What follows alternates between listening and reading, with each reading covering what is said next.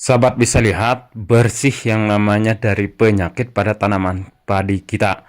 Tahu nggak teman-teman, penyakit ini sangat berbahaya. Ini juga ya sama penyakitnya dengan patek atau antraknosa. Patek atau antraknosa ini sangat-sangat ditakuti oleh semua jenis macam petani termasuk saya.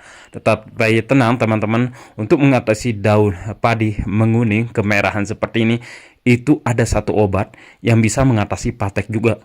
Ini sangat luar biasa hasilnya sehingga tanaman kita bisa tumbuh subur bebas yang namanya penyakit tersebut.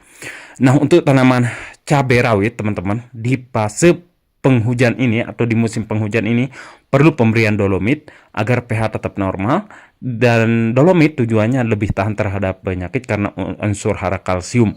Lebih-lebih bisa melebatkan bunga dan buah dengan menggunakan cara ini teman-teman. Nah, kapur dolomit tersebut bisa ditaburkan untuk tanaman padi juga sehingga tanaman padi kita lebih sehat terhadap penyakit tersebut. Ingat teman-teman, kalau pH pada tanah kita normal, insya Allah tanaman kita juga bebas dari penyakit daun padi kuning maupun cabai. Nah, untuk obatnya pakai ini sahabat tani, racikan kita sendiri. Nah, Yang dengan bisa kita menyempraikan buat di tempat pestisida kita ini masing-masing. sahabat ya, Ada beberapa ntar bahan itu yang kita pakai langsung sehingga pulih. hasilnya maksimal Ini untuk ampuh sekali mengatasi daun untuk seperti ini. Kuning, menggulung, ini namanya penyakit. Nah, untuk bahan-bahannya sahabat tani adalah belerang sahabat ya. Nah, belerang ini kita pakai sebanyak setengah kilo. Belerang tujuannya untuk membasmi patogen jahat seperti jamur dan juga bakteri, dan bisa menghentikan jamur dan bakteri pada daun padi kita yang kuning tersebut sahabat ya. Nah, yang kedua di sini ada garam krosok. Garam krosok ntar kita pakai cuman 250 gram. Garam tujuannya karena unsur hara mikronya yang tinggi seperti magnesium sahabat ya. Nah, bahan yang ketiga di sini kita memakai kapur bangunan sahabat ya. Atau di sini saya memakai kapur bangunan gitu ya. Kapur bangunan di sini tujuannya untuk agar mempercepat dari belerang tersebut ya ketika ntar kita campurkan.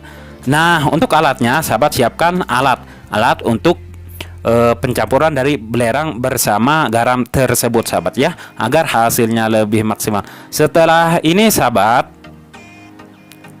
nah, di sini kita siapkan air sebanyak 2 liter. Nah, air ini langsung kita tuangkan ke wadah yang kita sediakan, yaitu alatnya, untuk dicampurkan ntar bersama belerang. Nah, setelah ini sahabat, baru kita nyalakan kompor dan kita langsung naikkan dari air tersebut. Pastikan air yang 2 liter ini sampai mendidih sahabat ya. Setelah mendidih, ntar langsung kita masukkan bahan-bahan yang pertama sahabat ya. Nah, ini udah mendidih. Kalau udah mendidih seperti ini, baru kita masukin belerangnya sahabat ya. Belerangnya ini sebanyak kurang lebih kita gunakan setengah kilo. Pastikan belerang itu harganya sangat murah. Kalau sahabat nggak ada belerang, silahkan beli di online ya. Itu banyak seperti di Lazada maupun Shopee sahabat. Nah, ini sudah mendidih, baru kita aduk-aduk. Pastikan ketika pengadukan belerang yang tergumpal-gumpal sedikit itu pastikan tercampur rata sahabat ya, sebelum kita masukkan bahan yang lainnya. Oke, bahan yang kedua yaitu garam. Garam di sini kita memakai 250 gram. Berarti bagi 2 dari belerang tersebut sahabat ya. Nah, ini udah cukup ya, diagak-agak aja seperti ini. Baru kita campur adukan sampai benar-benar merasa garam itu sudah tidak ada. Nah, baru kita masukkan dari kapur bangunan itu, atau sahabat bisa menggunakan komputer atau bisa menggunakan kapur sirih sahabat ya. Itu juga bagus. Kapur ini tujuannya untuk mempercepat dari proses belerang tersebut hingga hancur lebur sahabat ya. Tanpa kita menggunakan kapur ini itu lambat sekali sahabat. Nah, ini dia hasilnya sahabat. Ini belerang ini langsung berubah warna ketika kita campurkan bersama kapur bangunan tersebut sahabat. Tujuan juga dari kapur bangunan itu untuk menaikkan pH dari pesawahan kita sahabat. Setelah ini sahabat, nah ini udah benar-benar matang. Kalau sudah merah seperti ini sahabat, pastikan belerang bersama kapur bangunan tersebut itu, atau kapur sirih maupun kapur lainnya ya sahabat, itu bisa. Pastikan diaduk-aduk sampai benar-benar berubah warna sahabat, sampai kemerahan seperti ini. Nah, ini sudah ada perubahan.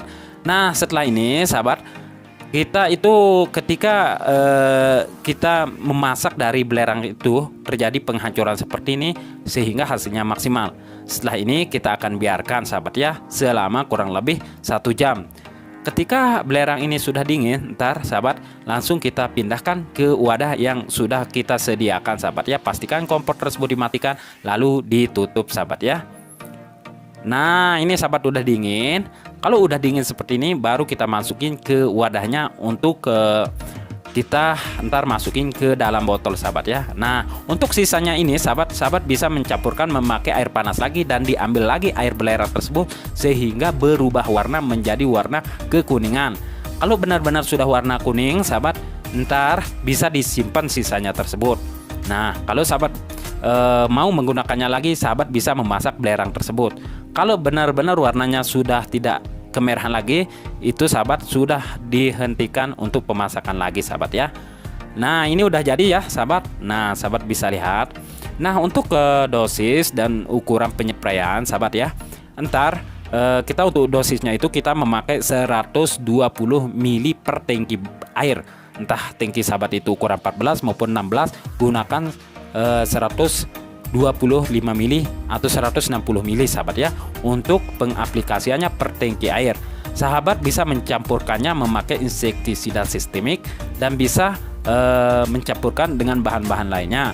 Dan jangan lupa sahabat itu harus menggunakan perekat, karena tanpa perekat itu ntar ketika kita spray ke daun padi kita itu akan meleleh. Maksudnya tidak akan menempel dan tidak rata. Dari itu silahkan sahabat memakai perekat dan bisa memakai ini ya Mama Lemon sahabat ya. Nah silahkan sahabat praktikin di tempat sahabat masing-masing. Nah teman-teman, rekomendasi buat teman-teman yang tanaman cabai rawit yang sering terkena layu fusarium, saya sudah sematkan Trichobio cair.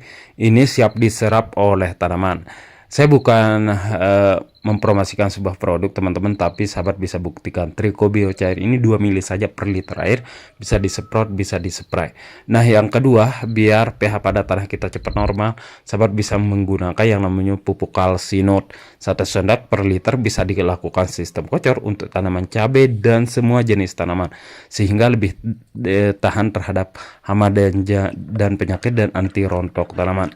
Nah nutrisi kalsinut ini sahabat tani, kalau untuk saya lakukan sistem kocor untuk tanaman cabai, karena kalau kita lakukan sistem spray sahabat ya, itu biasa daun pada tanaman kita kelihatan kotor, jadi nggak enak kelihatannya. Jadi buat teman-teman, ada beberapa obat untuk mengatasi daun penyakit menguning, saya sudah sematkan di bawah, tinggal dilihat-lihat saja sahabat. Nah itu dia sahabat ya, semoga bermanfaat. Silahkan klik video yang ini. Berjumpa lagi di video selanjutnya. Assalamualaikum warahmatullahi wabarakatuh.